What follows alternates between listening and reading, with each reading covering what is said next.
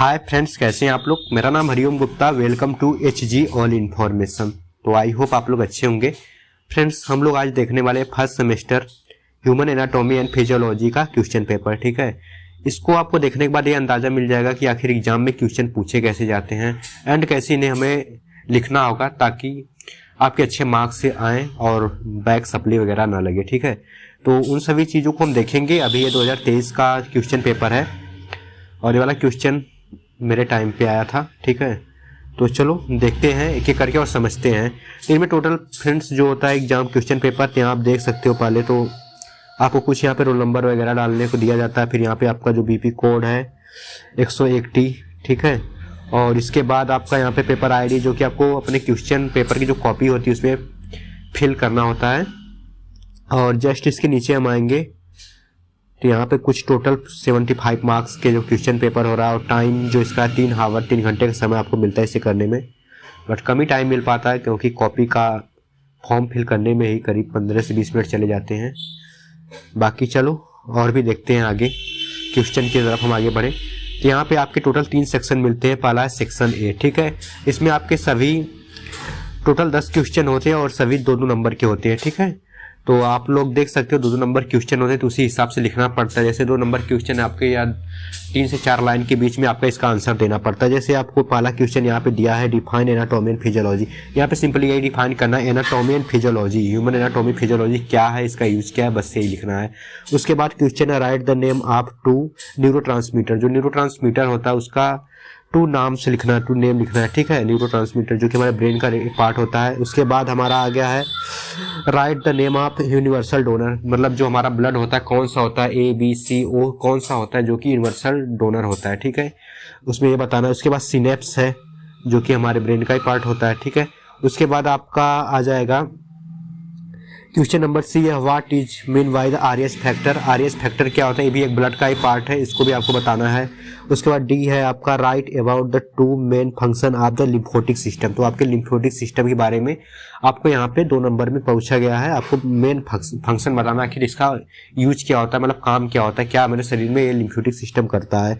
उसके बाद ये G वाला है write the name of pigment present of rod and cone cell. यहाँ पे आपको रॉड और कोन सेल के बारे में डिफरेंस और पिगमेंट इसके बारे में प्रेजेंट है जो वही बताना है।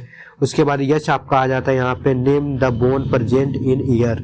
तो हमारे कान के अंदर या ईयर के अंदर 3 जो हड्डियाँ होती हैं वो क्या होती हैं यही बताना है, उसके बारे में उनके नेम सिंपली बताने हैं। और आप लोग कॉमेंट बताना हमारे बॉडी की सबसे छोटी हड्डी होती है उसका नेम क्या है। ठीक है, जो कि कान में पाई जाती है बट उसका नाम आप लोग बताना। और क्वेश्चन नंबर आपका यहाँ पे I है या 9 कर सकते हैं, व्हाट इज कार्डियक आउटपुट। तो कार्डियक आउटपुट क्या है, कार्डियक मतलब हार्ट से रिलेटेड उसका जो आउटपुट होता है वो क्या होता है वो आपको बताना होगा। तो और इसके बाद आपका 10वां क्वेश्चन है write the name of power house of the cell. Sorry, यहाँ पे जो आपका power house of the cell बताना है जो कि हमारे सेल में माइटोकॉन्ड्रिया होता है, उसे ही बॉडी का power house of the cell, cell का पावर हाउस कहा जाता है। ठीक है, वहीं से एनर्जी वगैरह मिलती है सेल को माइटोकॉन्ड्रिया से। आई होप आपको इतना आइडिया लग गया होगा 2 नंबर क्वेश्चन में। अब नेक्स्ट हम देखते हैं अपने सेक्शन B को। इसमें आपको फ्रेंड्स 3 क्वेश्चन मिलते हैं जो कि 10-10 नंबर के होते हैं, लेकिन उनमें से आपको 2 करने होते हैं। ठीक है, अब यहाँ पे जैसे दे दिया क्वेश्चन नंबर A है draw a well label diagram of plasma membrane and explain the transport mechanism across the plasma membrane. तो यहीं पे आपको सेल मेम्ब्रेन के बारे में टोटल बताना, सेल से रिलेटेड यहाँ पे प्लाज्मा मेम्ब्रेन वहाँ कैसे क्रॉस होता है, कैसे आयन चैनल हमारे क्या होते हैं, उन्हीं सब के बारे में बताना है। और यहाँ पे B जो दिया है classify the skeletal system, discuss about the structure and function of the vertebral column. Vertebral column जो होता है हमारी रीढ़ की हड्डी जो शरीर के बीचों बीच होती है उसके बारे में बताना। उसके साथ साथ स्केलेटल सिस्टम को आपको क्लासीफाई करना है। ठीक है, तो स्केलेटल सिस्टम जो पूरे बोन होती है आपको ऊपर से लेकर नीचे तक शरीर की सबके बारे में आपको बताना है, उनके फंक्शन भी बताना है। 10 नंबर में है तो आपको जाहिर सी बात है आपको 5-6 पेज तो भरना पड़ेगा इसको लिख लिख के। ठीक है, बाकी अगर इस क्वेश्चन के बारे में बात करें, अगर आपको ऐसे कहीं नहीं समझ में आ रहा है तो आपको यूट्यूब पे सर्च करना, खान सर का एक वीडियो है जिसमें आपको स्केलेटल सिस्टम एक ही बार में बहुत ही अच्छे से समझ में आ जाएगा अगर आप लोग यूपी बोर्ड से हो तो। ठीक है, तो इसको समझने के लिए मैं बता दे रहा हूँ, बाकी आप कहीं से भी पढ़ो, कॉलेज में भी आपको बताया जाएगा। और हम देखिए अपना 1 मिनट, हमारा नेक्स्ट है सेक्शन C। ठीक है, और इसमें टोटल आपके होते हैं 7 क्वेश्चन और इसमें से आपको 5 करने होते हैं, ठीक है। और 5 करने होते हैं, इनमें से जैसे पहला क्वेश्चन आपका explain the anatomy of heart with level diagram, heart के बारे में आपको बताना है पहले में, और साथ में उसका फिगर बनाना। देखो एचएपी में यही होता है, फिगर पूछे या ना पूछे, अगर आप लोग बना देते हो तो आपको नंबर बहुत ही अच्छे दे दिए जाते हैं, ठीक है। भले आप लिखने में थोड़ा कंटेंट कम लिख सकते हो, बट फिगर बनाना बहुत जरूरी है, तो आप लोग प्रैक्टिस करना। और क्वेश्चन नंबर बी यहाँ पे explain the physiology of hearing in detail, तो मतलब जो हमारे कान की फिजियोलॉजी है, मतलब कान का जो यूज कैसे सुना जाता है उसको, फिजियोलॉजी मतलब होता क्या है, मतलब जो कान सुन रहा है या हार्ट कैसे काम कर रहा है उसकी फिजियोलॉजी, सिंपली उसका वर्क बताना होता है, ठीक है। तो यहाँ पे डिटेल अबाउट आपको हेयरिंग के बारे में बताना है, सुनने की कैपेसिटी। और इसके बाद क्वेश्चन नंबर सी है write the note of blood groups and explain the erythroblastosis फ्लैक्टेस, मतलब आपको यहाँ पे ये बताना है जो हमारा ब्लड ग्रुप है उसके बारे में एक्सप्लेन करना है टोटल। और इसके बाद डी है हमारा discuss the anatomy and physiology of lymph node, तो लिम्फ नोड के बारे में आपको बता देना है, जो कि इसका एनाटॉमी एंड फिजियोलॉजी, एनाटॉमी मतलब कार्य, मतलब सॉरी एनाटॉमी आपको उसका बताना है, और फिजियोलॉजी मतलब उसका वर्क बताना है, वर्क और फंक्शन बताना है। और इसके बाद ई है draw the well diagram label diagram of cell and function, अब वही सेल के बारे में आपको दोबारा से यहाँ पे बता देना है, उसका डायग्राम और सेल।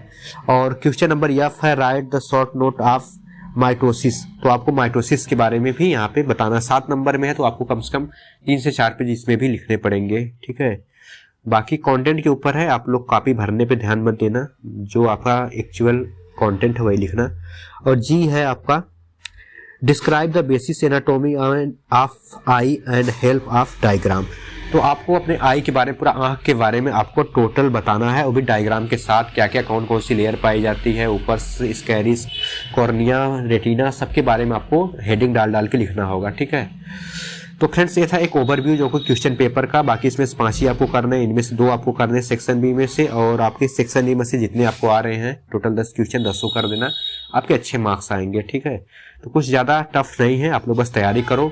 अगर आप लोग अभी भी फर्स्ट सेमेस्टर में अभी तक तैयारी नहीं स्टार्ट किया तो आप लोग कर दो, क्योंकि 3 या 3.5 महीने और बचे हैं।